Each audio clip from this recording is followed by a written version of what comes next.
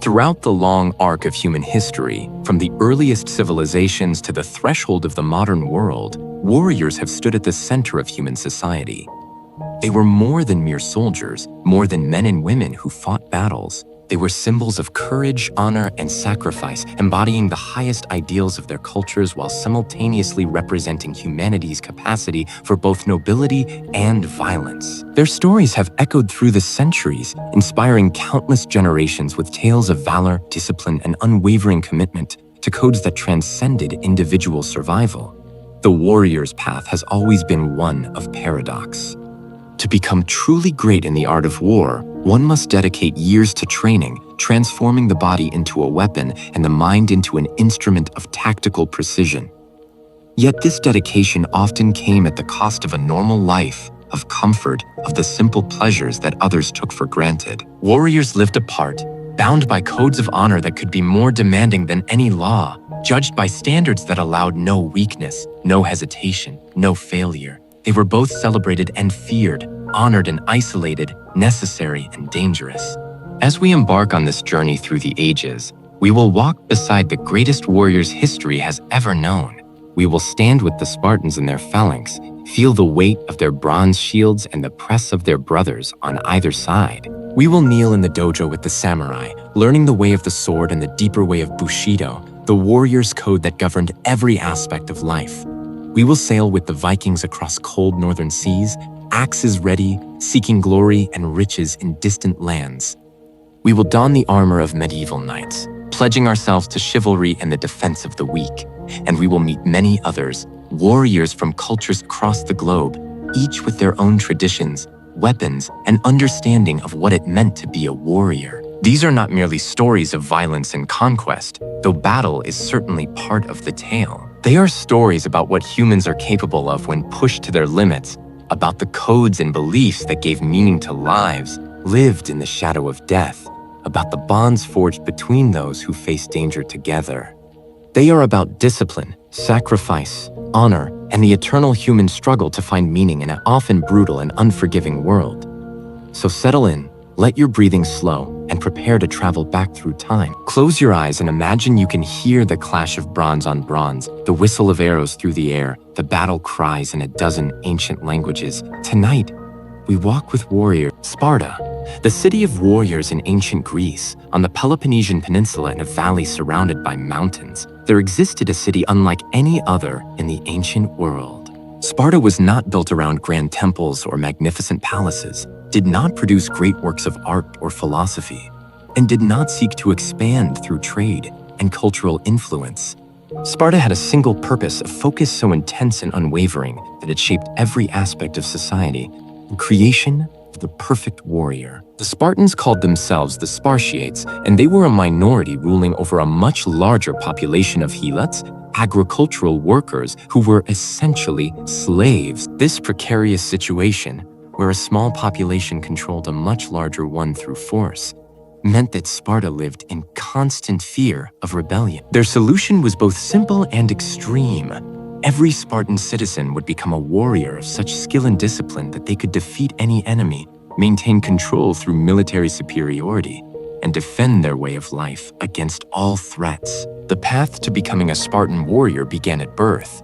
When a child was born, it was brought before the elders, who examined it carefully. If the infant appeared weak or malformed, it was taken to the slopes of Mount Taygetus and left to die. This brutal practice ensured that only the strongest survived to become warriors. Those who passed this first test were returned to their mothers, but their childhood would be unlike that of children anywhere else in Greece. At the age of 7, Spartan boys were taken from their families and entered the Agoge, the rigorous education and training program that would dominate the next 13 years of their lives. They were organized into groups, living communally in barracks, and subjected to harsh discipline designed to create obedience, endurance, and unity. The boys were given minimal clothing, a single cloak that served as their only covering in both summer and winter.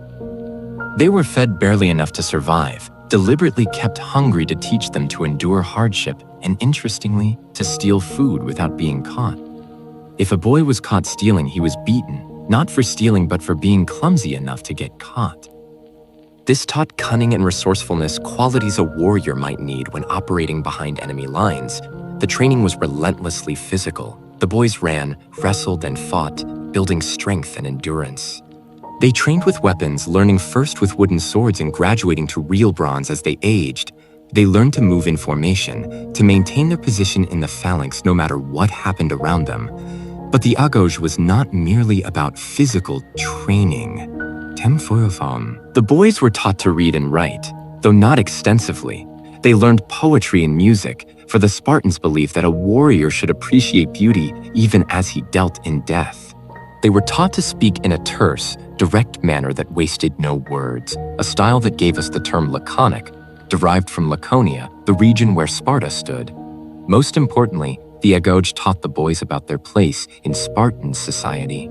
They learned that individual glory meant nothing compared to the success of the phalanx, that personal survival was less important than maintaining formation, that a Spartan warrior who returned from battle without his shield, having dropped it to run faster, brought eternal shame upon himself and his family. The famous Spartan saying encapsulated this perfectly. A mother, handing her son his shield before battle, would tell him to return with it or on it, either carrying his shield victorious or carried on it as a corpse. There was no third option. At age 20, if he had survived and excelled in the Agoge, a Spartan male became a full citizen and warrior. But even then, his life remained communal and militaristic. He was assigned to a syssitia, a mess hall, where he would eat with the same group of men for the rest of his life. These bonds, forged in childhood and strengthened through shared hardship and battle, created a unity that made the Spartan phalanx nearly unbeatable. Each warrior knew that the men on either side of him would never break, never flee, never abandon him. This psychological certainty, combined with superior training and equipment, made the Spartans the most feared warriors in Greece. The Spartan phalanx was a work of brutal elegance. Imagine rows of men, standing shoulder to shoulder, each holding a large bronze shield called a hoplon on their left arm. The shield was heavy, weighing about 30 pounds, but it protected not just the warrior who carried it, but also the man to his left, whose right side was exposed.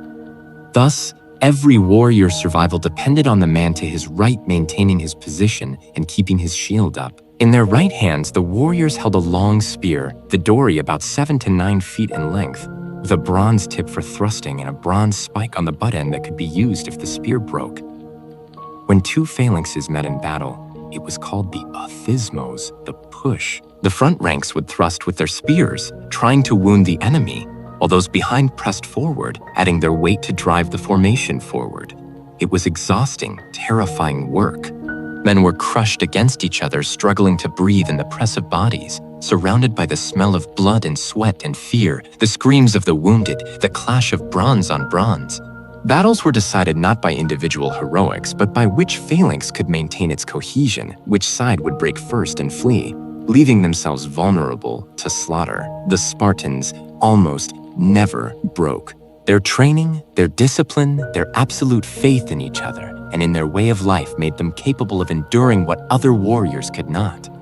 In 480 BCE, this was demonstrated in the most famous episode in Spartan history, the Battle of Thermopylae. Thermopylae, the 300 King Xerxes of Persia invaded Greece with an army so large that ancient historians claimed it numbered in the millions, though modern scholars estimate it was more likely around 200,000 men. It was still the largest military force Greece had ever faced. The Persian Empire stretched from India to Egypt, and Xerxes intended to add Greece to his domain, crushing the free city-states and bringing them under his rule. The Greeks, divided as always, struggled to mount a unified defense. King Leonidas of Sparta led a force to hold Thermopylae, a narrow coastal pass between the mountains and the sea, where the massive Persian army would be forced to fight in a confined space that negated their numerical advantage.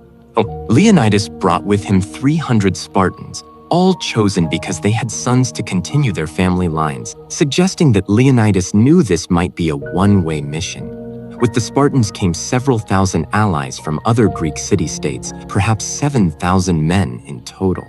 For 2 days, the Greeks held the pass. The Persians attacked in waves, sending in their best troops, including the elite immortals, so named because their unit always maintained exactly 10,000 men, with casualties immediately replaced. But in the narrow pass, the Persians couldn't use their superior numbers or their cavalry. The Greek phalanx anchored by the Spartans held firm. The longer Greek spears gave them reach advantage, and their heavy bronze armor protected them from Persian arrows and lighter weapons. Bodies piled up in the pass as the Persians threw themselves against the Greek line again and again, only to be repulsed. On the third day at Thermopylae, everything changed. A local Greek named Ephialus, seeking reward from the Persians, revealed the existence of a mountain path that wound around the pass. Xerxes immediately sent his immortals on a night march along this hidden trail. By dawn, they had reached the rear of the Greek position, trapping Leonidas and his men between two Persian forces. When scouts brought word of the Persian flanking maneuver, Leonidas faced an impossible choice. The position was lost, the pass could no longer be held, and retreat was the only sensible option. Most of the allied Greeks were dismissed, sent home to fight another day. But Leonidas and his 300 Spartans remained, along with about 700 Thespians who refused to abandon them, and 400 Thebans. The Spartans stayed not because they were foolish or because they sought death, but because Spartan law forbade retreat, and because their sacrifice would buy time for the rest of Greece to prepare its defenses. The final battle was brief and brutal. The Spartans and their allies moved forward from the narrow pass into a slightly wider area, giving themselves room to maneuver. They fought with their spears until the spears shattered, then with their swords until the swords broke, and finally with their hands and teeth.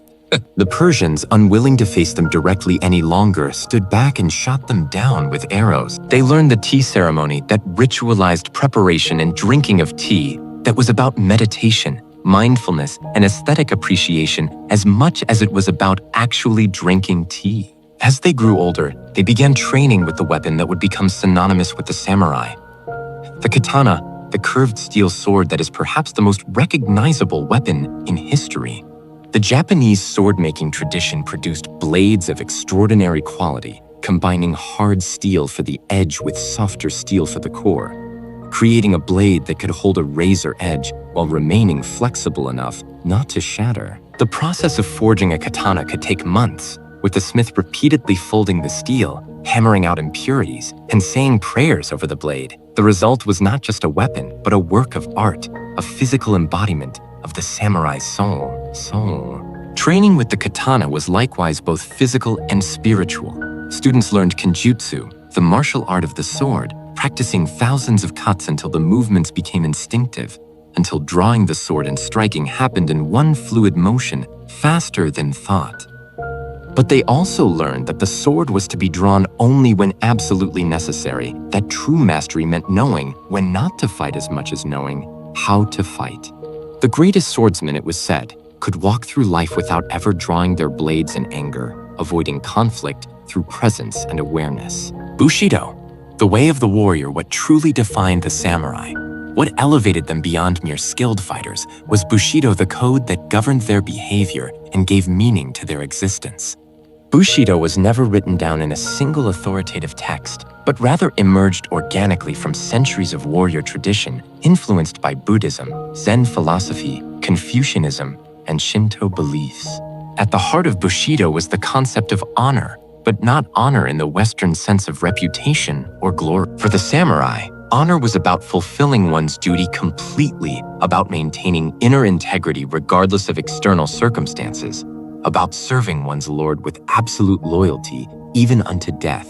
A samurai who failed in his duty, who brought shame upon himself or his lord, was expected to commit seppuku, ritual suicide by disembowelment, to restore honor.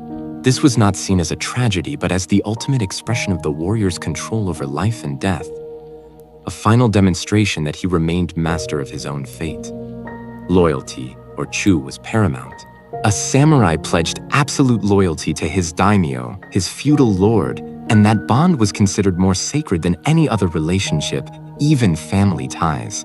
Stories abound of samurai who followed their lords into death, who sacrificed everything including their lives and the lives of their families to fulfill their duty. The most famous example is the story of the 47 Ronin, masterless samurai who spent years planning and executing revenge for their lord's death, knowing that their actions would result in their own deaths but proceeding nonetheless because honor demanded it. But Bushido also emphasized compassion and benevolence. A samurai was expected to be merciful to the weak, to show compassion to those below him in the social hierarchy, to use his strength to protect rather than to oppress. This concept, jin or benevolence, meant that while a samurai must be prepared to kill without hesitation when duty required, he should never kill without reason, never show cruelty, and never use his power for personal gain at the expense of others. The samurai was also expected to cultivate himself through study and meditation. Many samurai were accomplished poets, writing in the traditional forms of haiku and tanka, capturing moments of beauty or melancholy in just a few carefully chosen words. They studied Zen Buddhism, practicing meditation to calm the mind and achieve a state of mushin, no mind, where action happens spontaneously without the interference of conscious thought. In this state, a swordsman could react faster than his opponent could act, responding to attacks before they were fully formed.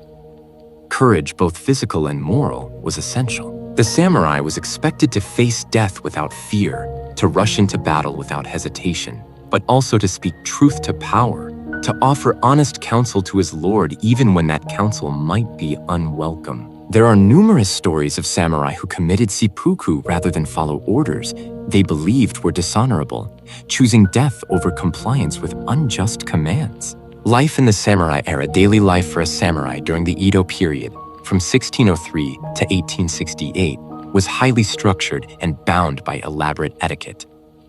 Samurai lived in their own districts within castle towns, separated from merchants and farmers. They wore distinctive clothing: the hakama, wide pleated trousers, and the kamishimo, a formal jacket with exaggerated shoulders. They wore their hair in the chanmid style, with the top of the head shaved and the remaining hair pulled back into a top knot. And of course they wore their swords. The daisho, the pair of swords consisting of the long katana and the shorter wakizashi, which together marked them as members of the warrior class. Only samurai were permitted to wear 2 swords, and any commoner who showed disrespect to a samurai could be cut down on the spot and in practice called kirasut gomen, permission to cut and leave. Among the thousands of samurai who lived and died by the sword, one name stands above all others: Miyamoto Musashi, perhaps the greatest swordsman in Japanese history.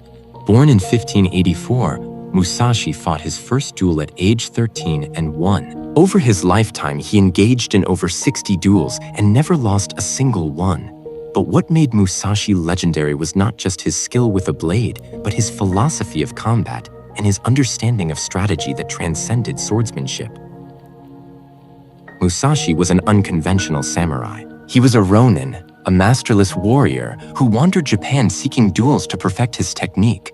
He often appeared deliberately unkempt and arrived late to duels to unsettle his opponents psychologically. His most famous duel was against Sasaki Kojiro, a renowned swordsman who wielded an exceptionally long blade he called the drawing pole. The duel was scheduled for dawn on the island of Funagima. Musashi arrived several hours late, having carved a wooden sword from an oar during the boat ride to the island. Kojiro, enraged by the weight and the perceived insult of Musashi bringing a wooden sword, drew his blade and attacked. Musashi struck once with his wooden sword, crushing Kojiro's skull, then immediately left the island without waiting to confirm his opponent's death, as he had already sensed it was finished. This duel encapsulated Musashi's approach to combat: use every advantage, including psychology, terrain, and even the sun's position. Fight with whatever works, whether it be steel or wood. Strike decisively without hesitation or doubt. And once victory is achieved, move on without ceremony or gloating. Later in life, Musashi retired to a cave where he wrote the Book of 5 Rings, a treatise on strategy, swordsmanship, and philosophy that remains influential today. In it, he outlined his 2-sword technique, using both katana and wakizashi simultaneously, and more broadly, his understanding that the principles of combat applied to all aspects of life. Know the smallest things and the largest things, he wrote, the shallowest things and the deepest things. His work emphasized adaptability, constant training, and the importance of understanding your opponent not just as a fighter, but as a human being with fears and habits that could be exploited. The Viking axe was a fearsome weapon, particularly the two-handed Danish axe that could split shields and helmets with a single blow. Vikings also used bows for hunting and warfare, though archery was not as central to their combat style as it was for other cultures. Defensive equipment varied with wealth. A well-equipped Viking warrior might have a chainmail shirt, a metal helmet, never horned, despite popular depictions. That's a myth created by Romantic-era artists, and a round wooden shield reinforced with metal. Poorer warriors might have only a leather jerkin and a shield, relying on skill and ferocity to survive in battle. Vikings fought in a formation called the shield wall, similar in some ways to the Greek phalanx. Warriors stood shoulder to shoulder, shields overlapping, presenting an unbroken front to the enemy. Behind this wall, they would thrust with spears or strike over the shield tops with axes or swords. The key to victory was maintaining the wall's integrity. If it broke, the battle was often lost. Unlike the highly disciplined Spartan phalanx, however, the Viking shield wall also allowed for individual prowess and heroics. Particularly skilled or brave warriors might step forward from the wall to engage in single combat with enemy champions, demonstrating their courage and skill before returning to formation. The Berserkers, warriors beyond reason among the Viking warriors, there existed a special class of fighters who have become the stuff of legend, the Berserkers and the Ulfhavener, wolf warriors. These warriors were said to enter a battle trance or fury that made them immune to pain and fear, fighting with superhuman strength and ferocity. They would bite their shields, howl like animals, and attack with such reckless abandon that even other Vikings feared them.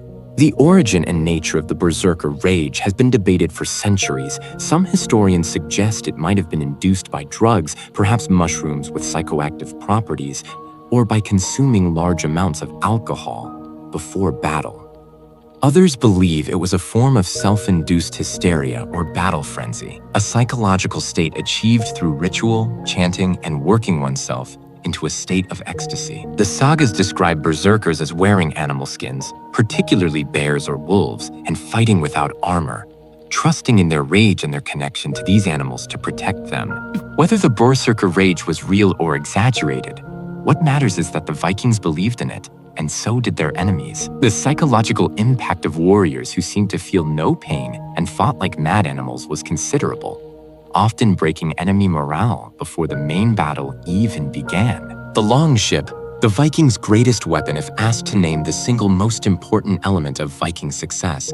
Many historians would point not to any weapon or warrior skill, but to the longship. These vessels were marvels of medieval engineering, shallow drafted ships that could navigate both deep oceans and shallow rivers, fast enough to outrun pursuit and seaworthy enough to cross the North Atlantic. The longship allowed Vikings to appear anywhere there was water, to strike deep into the heart of kingdoms that thought themselves safe, and to retreat before defenders could organize.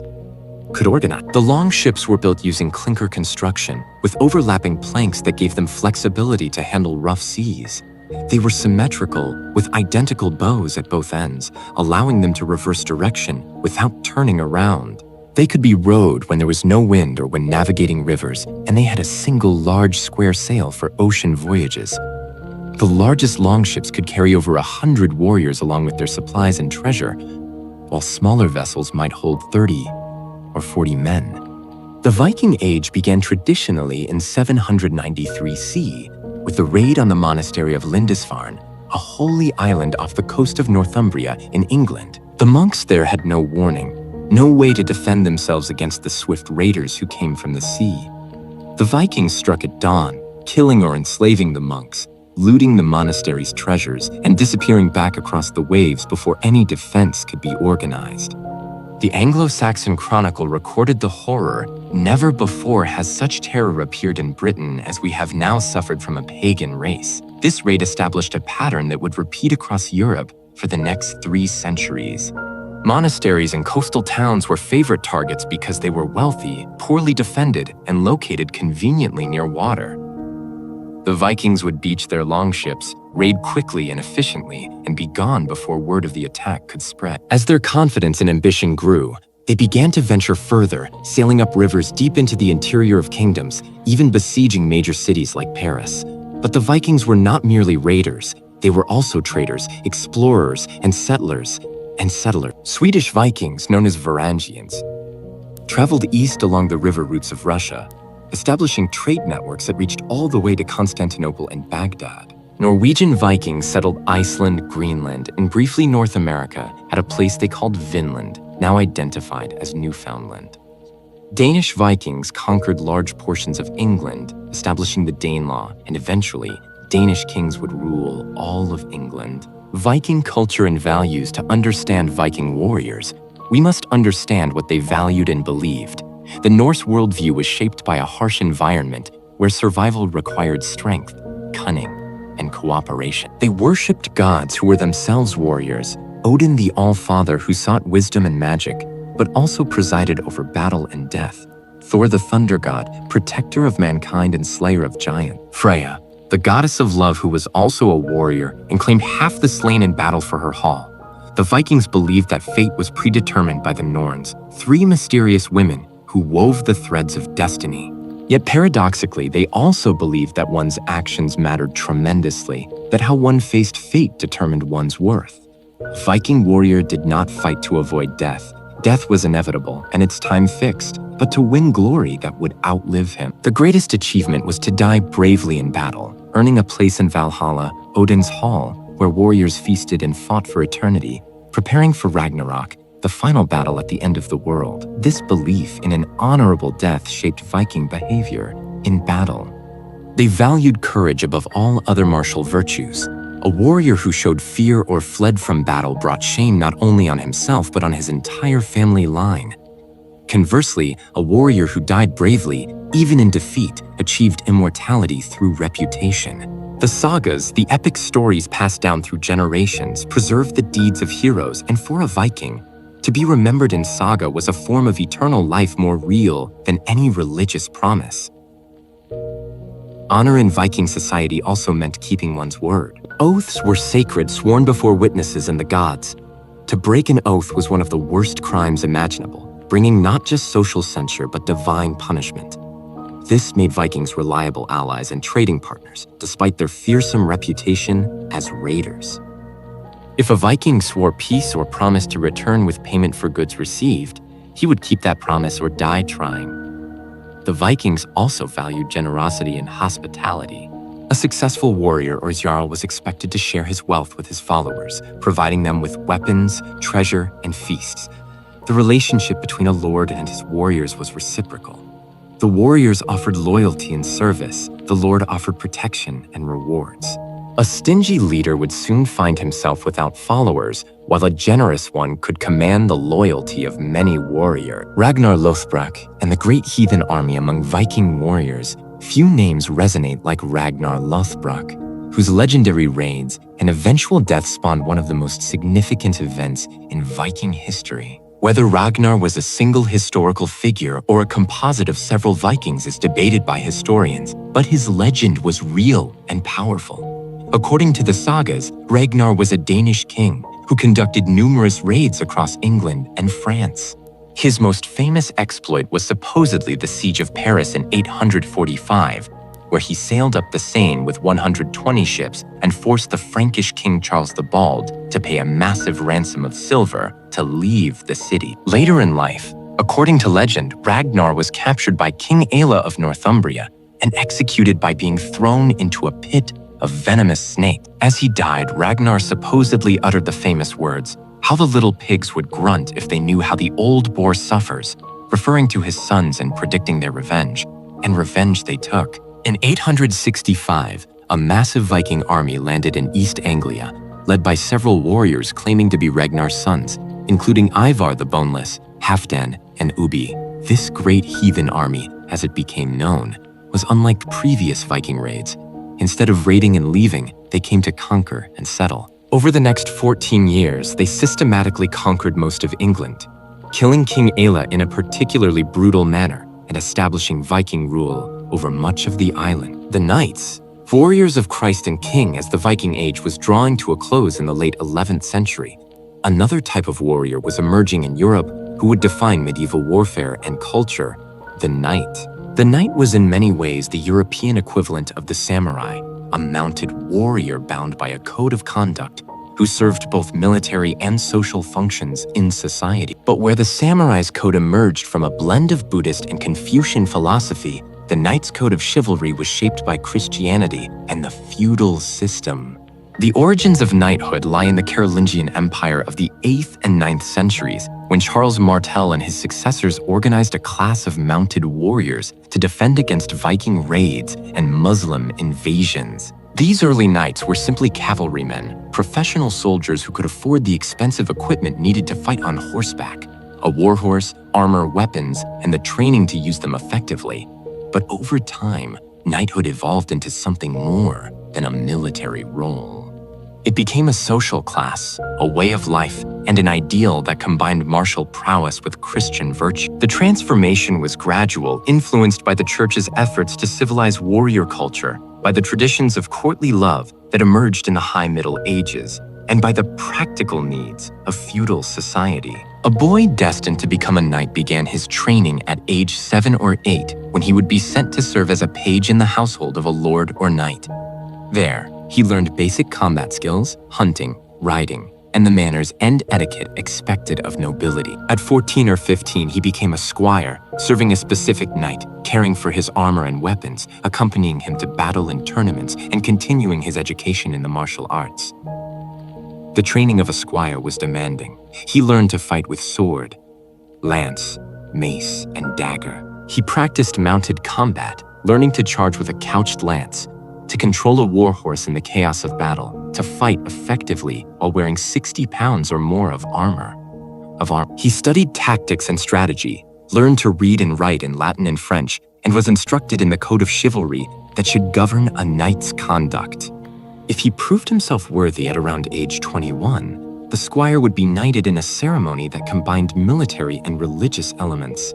He would spend a night in prayer, keeping vigil over his weapons in a church, symbolically dedicating himself to the service of God.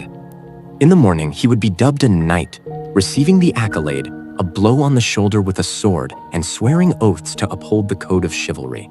The code of chivalry, from the French word chevalier, meaning knight, was the moral and social code that governed knightly behavior. Like Bushido for the samurai, chivalry was never written down in a single authoritative form, but rather emerged from a combination of sources: Christian teachings, romantic literature, practical military necessity, and the traditions of various European cultures.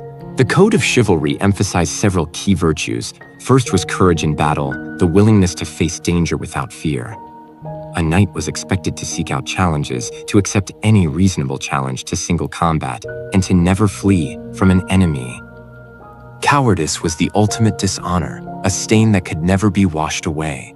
Second was loyalty to one's lord and to God. A knight swore feudal oaths binding him to his overlord, promising military service in exchange for land and protection.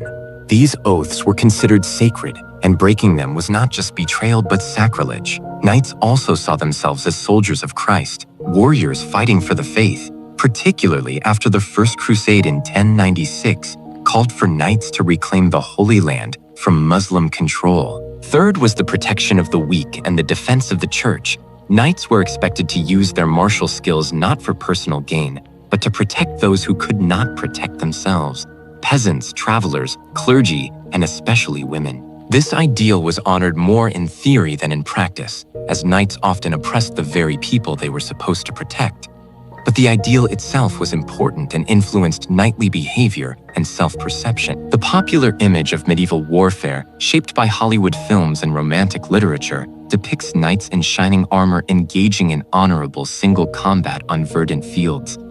The reality was far more brutal and less glamorous. Medieval battles were chaotic, terrifying experiences where death came from a mace crushing your skull through your helmet, an arrow finding a gap in your armor, or a dagger thrust through your visor when you were knocked from your horse. Knights wore full-plate armor in the later Middle Ages, masterworks of craftsmanship that could weigh between 40 and 60 pounds. Contrary to popular belief, a trained knight was not immobilized by this weight. The armor was well-balanced and distributed across the body, allowing surprising mobility. Knights could mount horses without assistance, could run, jump, and even do acrobatics in full armor. However, the armor was exhausting to wear, particularly in summer heat, and a knight who fell from his horse could struggle to rise quickly, making him vulnerable to lighter-armed infantry with daggers who knew how to find the gaps in plate armor. The primary weapon of the mounted knight was the lance, a long wooden pole with a steel tip used in the devastating charge that was the knight's signature tactic. A line of knights charging at full gallop, lances leveled, was a terrifying sight capable of breaking infantry formations through sheer momentum and psychological impact. But the lance often shattered on impact, and the charge itself was difficult to organize and could only be used once per battle. After the initial charge, knights fought with swords, maces, warhammers, and axes. Medieval battles were often decided not by knights but by archers and infantry. The English longbowmen at Crécy, Poitiers, and Agincourt demonstrated that massed archery could defeat even the finest knights, shooting arrows that could pierce armor at close range and killing or wounding horses, bringing riders crashing to the ground. Swiss pikemen and Flemish infantry with their long polearms showed that disciplined infantry could stand against cavalry charges and even defeat knights in close combat. Yet for all these developments, knights remained the elite of medieval armies, the shock troops whose charge could turn the tide of battle, whose presence inspired allies and intimidated enemies, and whose training and equipment made them formidable opponents in any circumstance. The tournament. War as sport when Europe was not at war, knights practiced their skills and competed for honor and prizes in tournaments, elaborate events that combined military training, entertainment, and social gathering. Early tournaments in the 11th and 12th centuries were essentially mock battles fought between teams of knights with weapons that were only slightly less dangerous than those used in real war. Many knights were injured or killed in these events, which often descended into chaotic melees where it was difficult to distinguish practice from genuine combat. Over time, tournaments became more regulated and ceremonial. The most famous tournament event was the joust, single combat between two knights charging at each other with lances, separated by a wooden barrier called the tilt. The goal was to strike your opponent's shield or helmet with enough force to break your lance or, better yet, to unhorse him entirely. Jousting required immense skill, strength, and timing as the knight had to control a powerful horse at full gallop while wielding a 12-foot lance and aiming for a target that was itself moving at high speed. Tournaments were social events as much as sporting ones. Noble ladies attended, bestowing favors on their chosen knights, and the concepts of courtly love became intertwined with tournament culture.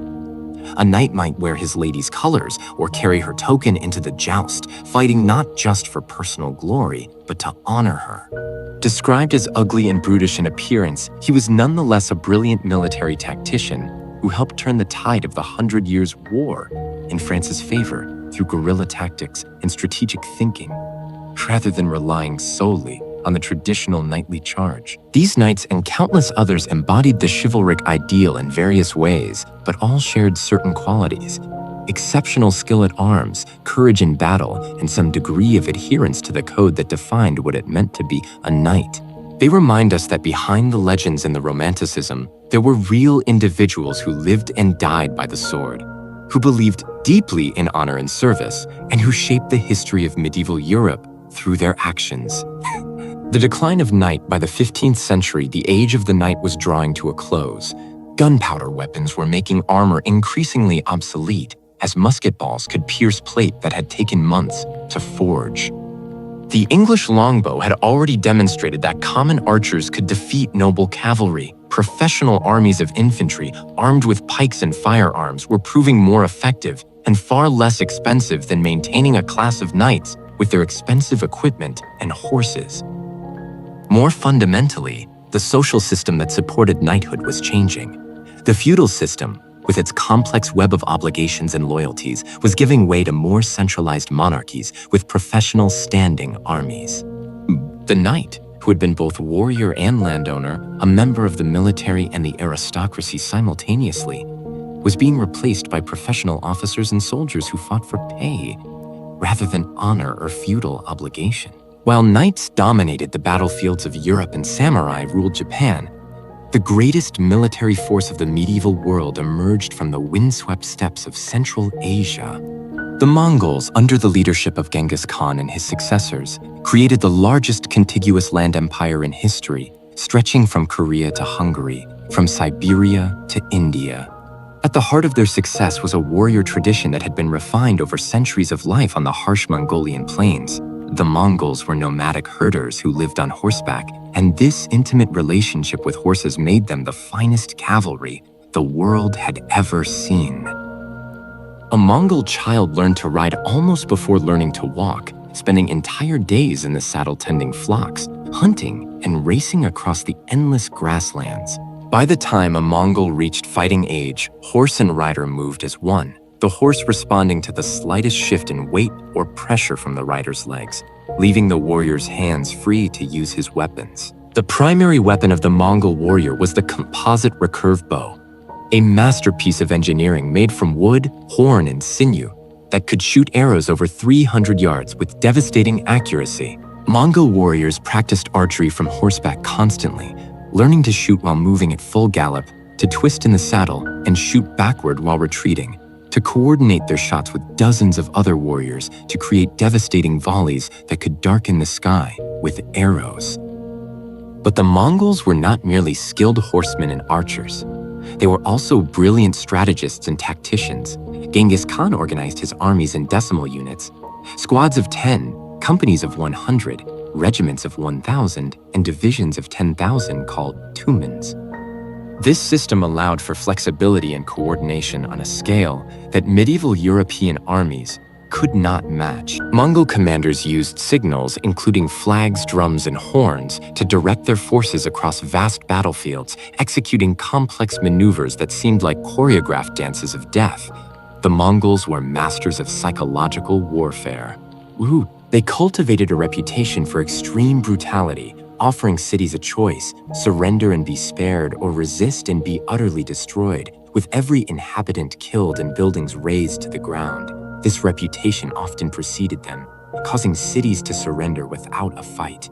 They also used spies and intelligence networks extensively, gathering information about enemies before battle, exploiting divisions and weaknesses, and spreading disinformation to confuse opponents. One of their most effective tactics was the feigned retreat. Mongol forces would engage an enemy, then suddenly turn and flee in apparent panic. Enemies, believing they had won, would break formation to pursue, only to be led into an ambush where fresh Mongol forces waited, or to be suddenly attacked when the fleeing Mongols wheeled their horses and counterattacked the now disordered enemy. This tactic, which required immense discipline and coordination, defeated many armies that might have prevailed in straightforward battle. The Mongol warriors lived simply, but effectively. Each warrior typically had 3 to 5 horses, allowing them to switch mounts frequently and travel enormous distances without tiring their animals. They could survive for days on dried meat and mare's milk, requiring no elaborate supply trains. They were exceptionally hardy, enduring extremes of heat and cold that would have broken less conditioned warriors. Their mobility and self-sufficiency made them nearly impossible to pin down or defeat through conventional means. The Aztec warriors, eagles and jaguars across the ocean in Mesoamerica, the Aztec Empire developed its own sophisticated warrior culture quite different from anything in the Old World. The Aztecs, who called themselves the Mexica, built a powerful empire centered in the Valley of Mexico, and military prowess was central to their society, religion, and economy. Aztec warfare had a unique purpose that distinguished it from most other warrior cultures. The primary goal was not to kill enemies, but to capture them alive for sacrifice to the gods. The Aztecs believed that the sun god Huitzilopochtli required constant nourishment in the form of human hearts and blood, or he would cease his daily journey across the sky, plunging the world into eternal darkness. This religious imperative meant that Aztec warriors fought to wound and capture rather than to kill outright, making their combat style distinctive. Every Aztec male received military training in schools called Tolpachcali, where they learned to use the weapons of war: the macuahuitl, a wooden sword edged with obsidian blades sharp enough to decapitate a horse; the atlatl, a spear thrower that gave projectiles tremendous range and power; bows and arrows, slings, and various clubs and axes, But more importantly, they learned discipline, religious devotion, and the warriors' role in sustaining the cosmos through their captures and sacrifices. Advancement in Aztec society was based on merit in warfare. A young warrior's first capture earned him the right to wear certain garments and insignia.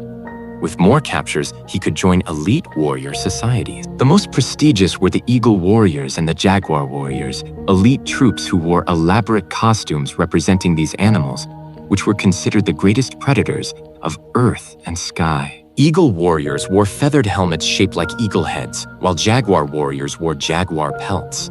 These elite warriors served as the shock troops of Aztec armies and as imperial guards. The Aztecs fought in highly organized formations, with different warrior societies occupying specific positions in the battle line. Combat was ritualized to a degree, with challenges issued, individual combats fought, and rules observed regarding appropriate behavior in battle. But this should not be mistaken for softness. Aztec warriors were ferocious fighters who expanded their empire across much of central Mexico, defeating and subjugating numerous other peoples. The Zulu Impis, the bull formation in southern Africa. The Zulu people developed one of the most effective military systems in the pre-colonial world under the leadership of Shaka Zulu in the early 19th century. Shaka revolutionized Zulu warfare, transforming them from a minor clan into a powerful kingdom that dominated the region. Before Shaka, Zulu warfare consisted largely of ritualized combat where warriors threw lightweight spears from a distance with relatively few casualties.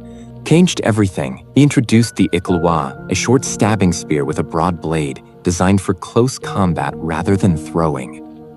He trained his warriors to fight in tight formations with large cowhide shields, closing quickly with the enemy and engaging in brutal hand-to-hand combat where the Ikalwa could be used repeatedly, unlike thrown spears. Shaka also developed new tactics, most famously the bull horn formation. The Zulu army would advance with a strong center, the chest, flanked by two groups of warriors, the horns, who would sweep around the enemy's flanks to encircle them, while a reserve force, the loins, waited behind the center to exploit any breakthrough or reinforce where needed. This formation, combined with the discipline and speed of Zulu warriors, allowed them to defeat much larger forces and to overwhelm enemies before they could react. Training in Shaka's armies was rigorous and often brutal. Warriors were expected to be able to run 50 miles in a day, to fight without shoes to toughen their feet, and to maintain formation and discipline under the most chaotic conditions. Cowardice in battle was punishable by death, as was losing one's weapons or shield. This created a force of exceptional discipline and effectiveness that conquered a vast territory and fought European colonial forces to a standstill on several occasions. The Rajputs, warriors of honor in India, the Rajputs, whose name means sons of kings, developed a warrior culture centered on honor and martial valor. The Rajput clans, claiming descent from ancient warrior lineages, dominated northern and western India for centuries, serving as the military elite of various kingdoms and empires. Rajput warriors were trained from childhood in the martial arts, learning to use a variety of weapons including the curved talwar sword, the lance, the bow, and later, firearms. They fought primarily as cavalry mounted on horses bred for battle, wearing chainmail and helmets decorated with their clan symbols. But what truly defined the Rajputs was their code of honor, which bore similarities to European chivalry and Japanese Bushido. The Rajputs valued honor above life. They would never surrender, never flee, and never accept defeat while they could still fight. When facing certain defeat, Rajput warriors would perform Jaguar, a final charge against overwhelming enemies knowing it meant certain death, but choosing glory over surrender. Their wives and families would commit Jaguar, mass self-immolation, to avoid capture and dishonor. While tragic, these practices demonstrated the depth of Rajput commitment to their code. Rajput warriors were also expected to be generous, merciful to non-combatants, truthful, and devoted to their word. A Rajput's promise was considered absolutely binding, and breaking one's oath was a dishonor worse than death. They patronized arts and poetry, building magnificent forts and palaces, creating a culture that valued both martial excellence and aesthetic beauty. Warriors across the globe, every culture that faced conflict, which is to say every culture in history, developed its own warrior traditions. The Maori of New Zealand were fierce warriors who practiced elaborate war dances, the haka, before battle and engaged in hand-to-hand combat with weapons like the mir, a short club made from jade or bone. The Plains Indians of North America were master horsemen after the arrival of horses from Europe, developing a light cavalry tradition that emphasized individual bravery and coup, touching an enemy in battle as proof of courage. The Persian immortals served the Achaemenid Empire as an elite force of 10,000 soldiers, always maintained at exactly that number, highly trained and equipped with the best weapons and armor available. The Roman legionaries built an empire through discipline and engineering as much as through fighting prowess, but their effectiveness in battle was undeniable. The Swiss pikemen of the Renaissance were so feared that they served as mercenaries throughout Europe, their tight formations of 18-foot pikes stopping cavalry charges and breaking infantry alike.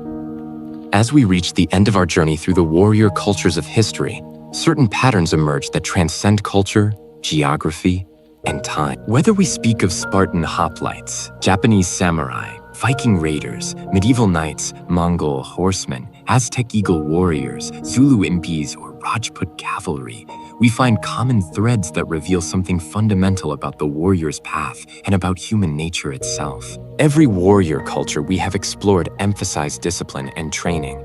The Spartans spent 13 years in the Agoge. The samurai trained from childhood in dozens of skills. Knights served as pages and squires for over a decade before earning their spurs. This was not accidental. To become truly effective in combat, to be able to act decisively in the chaos and terror of battle, required thousands of hours of practice until techniques became instinctive, until the body could act faster than conscious thought. But the training was never purely physical. Every warrior tradition recognized that the mind and spirit were as important as the body. The Spartans were taught that the phalanx depended on unity and trust. The samurai studied Zen meditation to achieve mushin, the state of no mind where action flowed without conscious decision. Knights were instructed in chivalry and the virtues expected of Christian warriors. The Vikings believed that courage in the face of inevitable death was what made life meaningful. Each culture, in its own way, understood that a warrior needed more than just physical skill. They needed a philosophy, a code, a reason to risk death beyond mere survival. Defined differently by each culture but present in all of them, was central to the warrior's identity. For the Spartans, honor meant never abandoning your post or your shield. For the samurai, it meant absolute loyalty to one's lord and the willingness to commit seppuku if you failed in your duty. For the knights, it meant protecting the weak and maintaining your sworn oaths. For the Vikings, it meant facing death bravely and winning glory through deeds. These codes of honor were demanding, often to the point of seeming unreasonable or even cruel to modern sensibilities, but they served essential functions. They bound warriors to something larger than themselves, gave meaning to the sacrifices they made, and created trust among warriors who depended on each other for survival. The price of the warrior's path, we should not romanticize the warrior's life. It was, in most cases, brutal and short. The Spartan warriors we admire for their courage at Thermopylae died in agony, shot full of arrows. Countless samurai committed seppuku, disemboweling themselves rather than live with failure or dishonor. Viking warriors who hoped for Valhalla often ended their lives in desperate poverty, crippled by old wounds, abandoned when they could no longer fight. Knights who survived battles often faced financial ruin from ransoms or the cost of equipment, or died of infected wounds in an age before antibiotics. The warrior codes that gave meaning to their lives also imposed terrible burdens. How many Spartans wanted to flee but couldn't because their law forbade retreat? How many samurai longed to serve their families instead of their lords but were bound by duty? How many knights committed acts of violence they later regretted in the name of feudal obligation? The warrior's path demanded sacrifices that we, in our more comfortable age, can barely imagine. Moreover, warriors throughout history were instruments of violence, and violence creates suffering. For every heroic battle story, there were countless villages burned, families destroyed, lives ruined. The Vikings we admire for their courage were also raiders who enslaved and killed innocents. The Mongols we respect for their military genius also destroyed entire cities and cultures. Even the most honorable warrior traditions existed to enable conquest, oppression, and the imposition of one group's will upon another through force. Yet understanding this darker reality does not negate what we can learn from warrior traditions. The discipline, courage, loyalty, and honor that warriors cultivated were real virtues, even if they were sometimes employed for questionable purposes. The bonds of brotherhood formed in combat, the willingness to sacrifice for others, the drive to excel and overcome limitations, these are admirable qualities in any context. What warriors teach us today, we live in a world very different from the one inhabited by Spartans, samurai, Vikings, or knights. Most of us will never face battle, never need to master weapons, never test ourselves in mortal combat. Yet the warrior traditions still have something to teach us, lessons that transcend their specific historical contexts.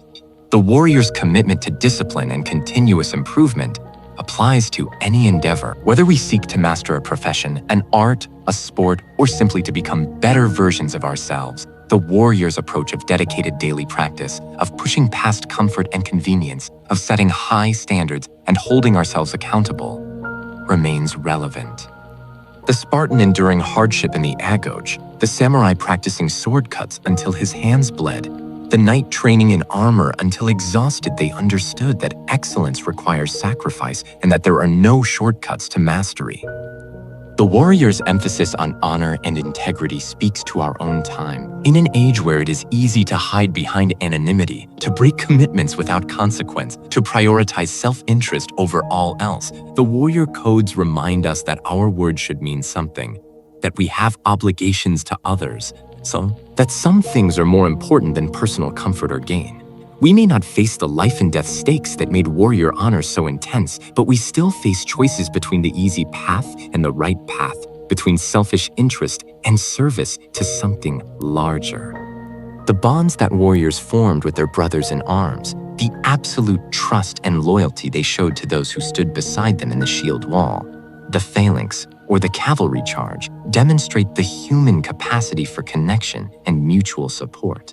In our modern world, where loneliness and isolation are growing problems, the warrior's example of brotherhood and shared purpose reminds us of the importance of community, of having people we can rely on and who rely on us in turn. The warrior's acceptance of mortality, particularly evident in Viking and samurai culture, offers wisdom in an age that often tries to deny death's reality. The Vikings believed that how you faced inevitable death mattered more than preventing it. The samurai practice of meditation on death, contemplating their own mortality regularly to appreciate life more fully, might seem morbid but actually led to a deeper engagement with existence. Knowing that our time is limited, that we too will one day fall, can motivate us to live more fully, to waste less time on trivialities, to focus on what truly matters. The end of an era, the age of the warrior in the traditional sense, has passed. Modern warfare is dominated by technology, by drones and missiles, by professional soldiers using equipment that would seem like magic to ancient warriors. The codes of honor that governed combat for millennia have little place in total war between industrialized nations. The warrior as a social class, as a way of life, has largely disappeared. Yet something of the warrior spirit endures. We still celebrate courage, honor, discipline, and loyalty. We still tell stories of warriors from the past, finding in them examples and inspiration.